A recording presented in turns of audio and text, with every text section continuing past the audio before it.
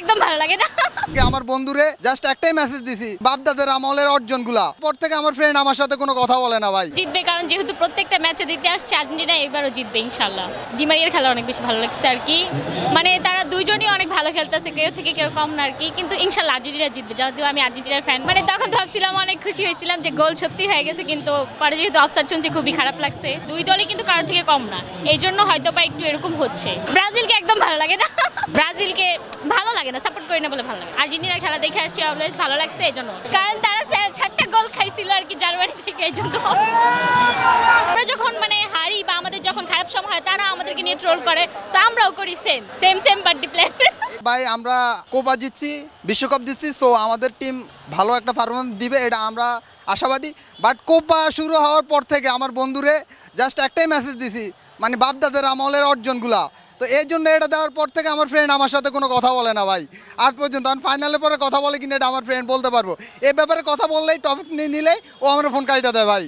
এই টপিক বললেও আমার ফোন কাইটা দেয় ভাই। আমরা 4-5টা ফ্রেন্ড ছিলাম ভাই, সবাই ছোটকাল থেকে যখন আমরা খেলা বুঝি তখন থেকে কিন্তু আমরা সবাই আর্জেন্টিনা করতাম। হঠাৎ করে আমাদের এক ফ্রেন্ড বলতেছে ব্রাজিল, তো ছোটকাল থেকে ভাই আমার দ্বন্দ্ব। খেলা আসতো তখন আমরা দুইটা দলে বিভক্ত হয়ে যেতাম, কিন্তু ও ম্যান পাইতো না, কিন্তু আমাদের ম্যান পর্যাপ্ত ছিল ভাই। খেলতে গেলেও ভাই ওরা ফাউল করতো ভাই, অ্যান্ড যদি আমরা কিছু বলতাম তখনই কিন্তু আর্জেন্টিনা ব্রাজিল খেলা হইতো প্রচুর আমাদের ভিতরে। তো এটা নিয়ে মারামারি হইতো বেশি ভাই। ভাই আর্জেন্টিনার কিছু নাই ভাই, আপনি লাস্ট বিগত কোপা দেখেন, লাস্ট 2000 সালের পর থেকে দেখেন আমরা কয়বার ফাইনাল গেছি, রানার্স আপ হয়েছি কয়বার, বিশ্বকাপ নিছি কয়বার। বিশ্বকাপ আমাদের দরকার নাই, আমরা তো আমাদের অর্জন দেখছি ভাই। তাদের হ্যাক্সা মিশন ওই স্বপ্নই থাইকে যাবে ভাই, জীবনে তারা কখনো, আমার মনে হয় না ভাই, ওই হ্যাক্সা মিশন দেখতে দেখতে হয়তো বা আমরা মরে যাব, হয়তো বা আমাদের নাতিপুতি যদি দেখে কিনা তাদের হ্যাক্সা মিশন।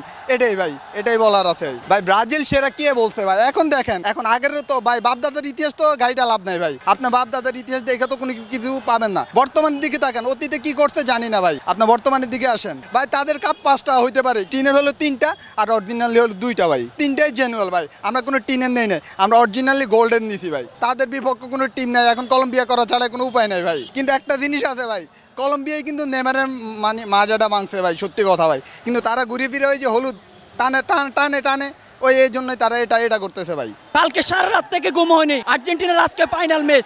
আমি গত 2 দিন আগে থেকে শুধু দিন গণতেছি কখন 15 তারিখ বুড়ো হবে। সবচেয়ে বড় কথা আজকে ডি মারিয়ার লাস্ট ম্যাচ, ও পুরো 116 মিনিট পর্যন্ত যেভাবে ডমিনেট করে খেলছে, যেভাবে সে অ্যাসিস্ট করছে, এটা অবিশ্বাস্য।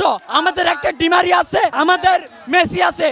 দুঃখ হলেও এটা সত্যি, মেসি ইনজুরির কারণে পুরো সময় খেলতে পারে না, কিন্তু মেসি এমন প্লেয়ার না যে মাঠ ছেড়ে ওঠার মতো প্লেয়ার না। মেসি এমন একজন, মেসি একজনের তৈরি হয়। আর্জেন্টিনা ফ্যানদের জন্য আজকের ম্যাচটা একটা স্মরণীয় হয়ে থাকবে বিশ্বকাপ ফাইনালের পর।